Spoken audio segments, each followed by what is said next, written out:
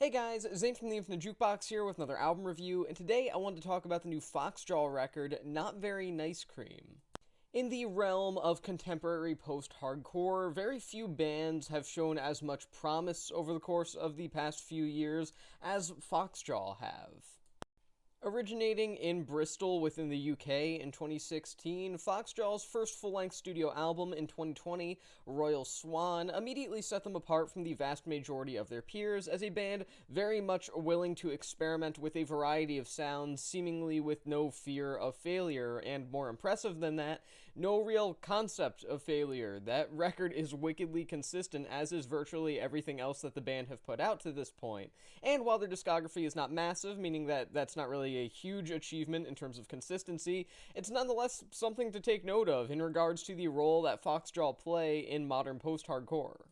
Nonetheless, it's always kind of felt like the group have been underappreciated by music critics and the general public alike. I mean, obviously, this isn't necessarily the kind of band that's going to appeal to a super mainstream audience, but nonetheless, even critics seem to not really give them enough credit in terms of what they are actually doing musically. And it's a shame because I truly do think that they have potential to be one of the best rock or hardcore adjacent bands out there at the moment. And I also think that their latest studio album, Not Very Nice Cream, is something that definitely helps their case in that particular way.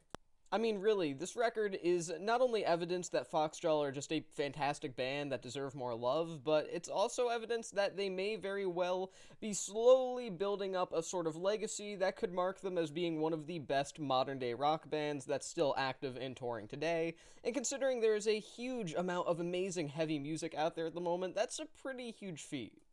As I mentioned in my little introductory bit there, one of the main selling points of Phoxjaw as a musical project, if you will, is their constant versatility and their willingness to experiment with a variety of sounds within the context of their own base form in terms of what kind of music they create. A lot of alternative rock, alternative metal sounds. Now, obviously, the term experimentation is a very fickle thing when it comes to just music in general. It can mean a variety of things from artist to artist, and it can be used in both positive and negative connotations depending on what musician, what album, or even what individual song you're discussing. But specifically within the context of Phoxjaw and their own idea of experimentation, it means that they are constantly willing to push their own boundaries and push further what they've done in the past in terms of style and aesthetics, as they really do pretty much walk around their entire ballpark. They don't necessarily go outside into some entirely different genre. They're not pulling off jazz or reggae here or anything like that, but at the same time, that's not really necessary, as they're constantly expanding their sound with a number of alternative music influences that range from very heavy to some even alternative pop rock kind of sounds strewn about here or there, that ultimately makes for a surprisingly cohesive listening experience that doesn't really work on paper. I mean, you have some songs here like Shotgun Lipstick that have some post-rock influences going on. Meanwhile, you have other cuts like Ice Cream Witch that lean a little bit more into a straightforward indie rock kind of style while still pulling that off in a fairly unique and semi-complex way that this band is known for at this point. And generally speaking, all of these different ideas being manipulated in different ways from song to song shouldn't really be that successful, generally speaking, at least when you lay the idea out in blueprint form. It seems like it's something that should result in a mess of a track list with a relatively unpolished final project. Nothing here should be as fluid as it ultimately is.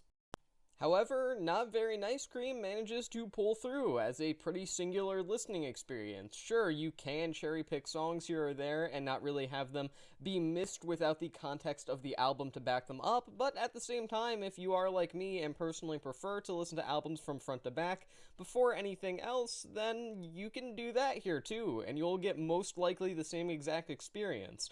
And that's a sort of duality that's great to have for these kind of albums. They are easily accessible, yet at the same time, they are also very impressive from a conceptual standpoint.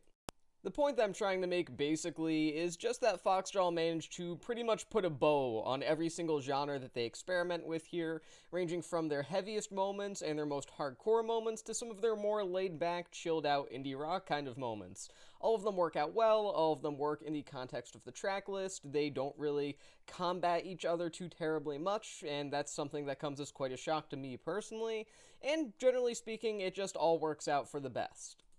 Now, with the advent of versatility comes a very specific challenge that will most likely be something that attacks any band that tries to tackle that particular hurdle, trying to be as spontaneous as possible in terms of genre exploration, and that is directly related to performance work.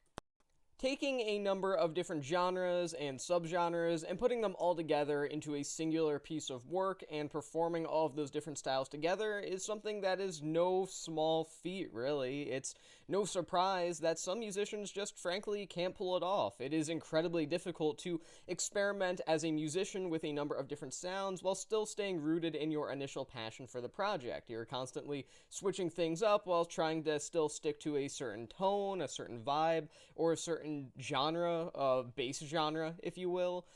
That can be difficult. It can be something that takes a toll on a lot of creative people, and again, that kind of approach to creating an album can at times result in an absolute mess if not handled properly. However, in the case of Phoxjaw, they once again managed to pull things off pretty perfectly, or at least as perfect as you could expect. Not Very Nice Cream isn't exactly a violent record in terms of how it's performed, outside of a couple more aggressive tracks here or there, such as Last Man Called John, but with that being said, it does have an air of confidence about it within the musicians themselves that feels kind of impenetrable. There are genuinely times here where there is just a certain stride about Phoxjaw and the way that they go from song to song without really missing a single beat that is kind of admirable in a way from a musical standpoint.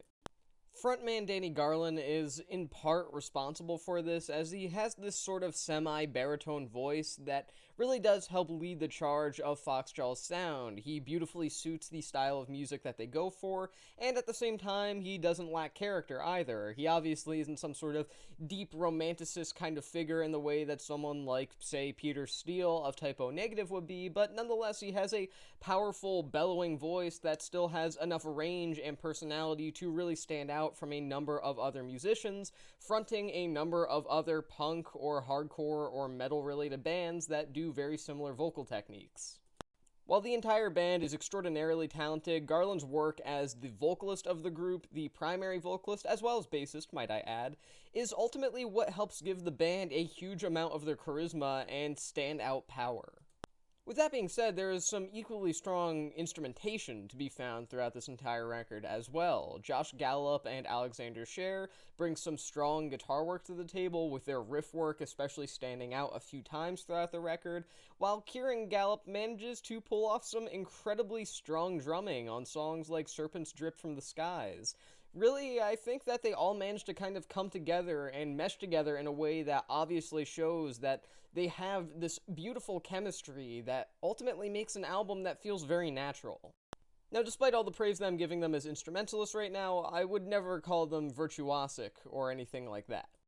But the fact of the matter is that very few musicians are virtuosos. In fact, some of the greatest musicians of all time were far from it. My personal favorite musicians, some off the top of my head that I can think of, including Lou Reed, Joni Mitchell, or Leonard Cohen, were absolutely not virtuosic in any way whatsoever. But they were great musicians because they managed to pull off very specific sounds. There are a number of great post-hardcore influenced bands over time that have managed to do great music without being masters of their instruments or anything like that. The Jesus Lizard, Number Girl, even Fugazi have all created classics and staked massive legacies in the context of rock music history based solely off of the fact that they have just done insanely powerful, emotive instrumentation. There's a reason that Unwound are considered one of the great post-hardcore bands, and it's not because they were amazing musicians, it's because they were extraordinarily passionate behind those instruments, and that's exactly what Phoxjaw are. Not Very Nice Cream is not a series of flawless songs by any means. There are moments here that feel like they take a small dip in terms of where they're going. They kind of feel a bit directionless, but generally speaking, those moments pick up incredibly quickly, leading to the album feeling, again, imperfect and somewhat flawed, but still like a series of songs that are performed with as much heart and soul as they possibly could be. I would say that the most tragic part about Phoxjaw as a band is just the simple fact that they may very well not have anything change for them based on this album alone. I mean, even if this record does well critically and commercially, I still can't really see them managing to get some sort of major status within the post-hardcore scene outside of certain circles that are already well aware of them, as well as surely some new fans that will be introduced to this album via its release. While some bands within the sphere of hardcore and post-hardcore, like IDLES and Turnstile, both of whom are great, can manage to weasel their way into a semi-mainstream, or in the context of Turnstile, a fully mainstream audience, it does sort of feel like a band as unpredictable and idiosyncratic as Phoxjaw just wouldn't quite be able to reach that status no matter how downright excellent they are. That being said, that's not me trying to say that this band don't deserve to go anywhere or anything like that. In fact, what I'm trying to say is, please, if you have the time, check this band out.